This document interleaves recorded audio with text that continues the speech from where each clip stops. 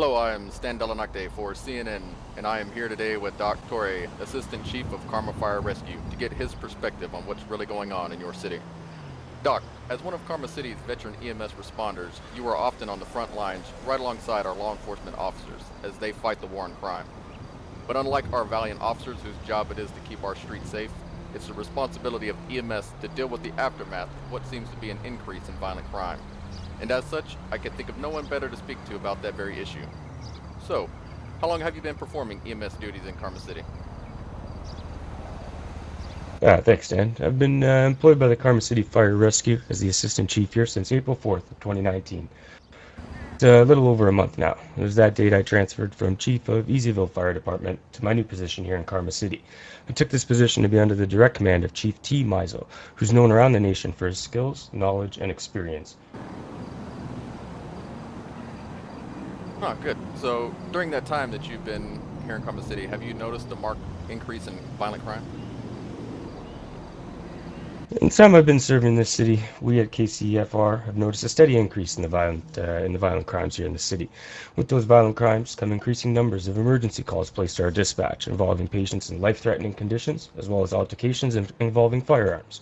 This is very concerning for us here, and we'll be working closely with local and state police departments to aid in any of their investigations going further. Interesting. It is unfortunate that someone in your field has to witness at times the very worst in people, but surely it affords you the opportunity to see the very best in people as well.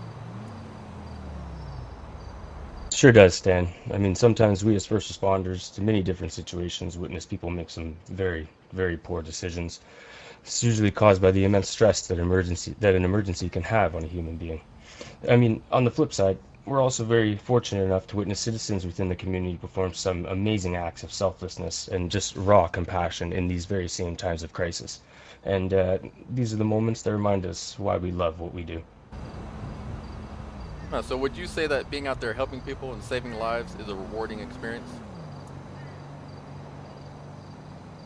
Oh, absolutely. I mean, following up from the last question, there are moments where it's tough, almost hopeless.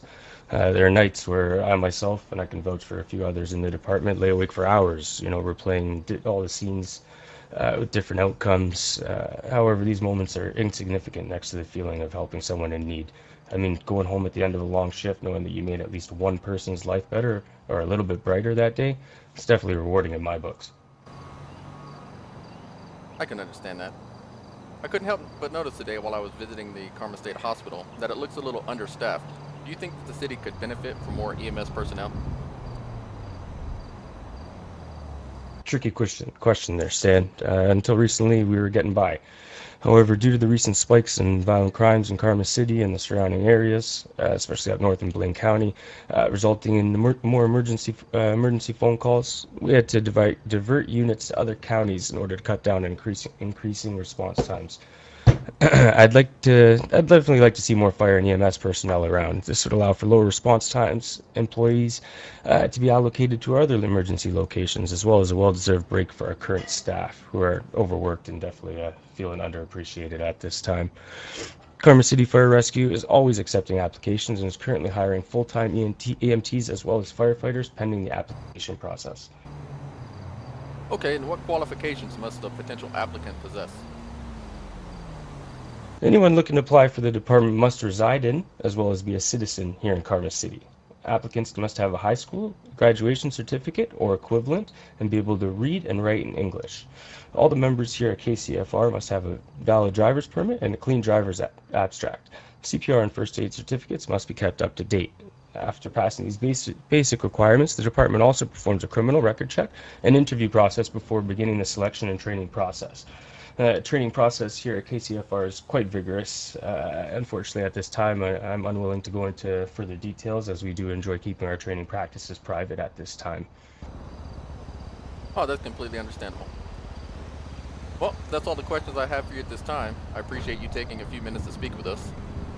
And I know you and your fellow first responders may not hear it often, but I think I speak for all of us here in Karma City when I say thank you for your service and the sacrifices you make to keep us safe.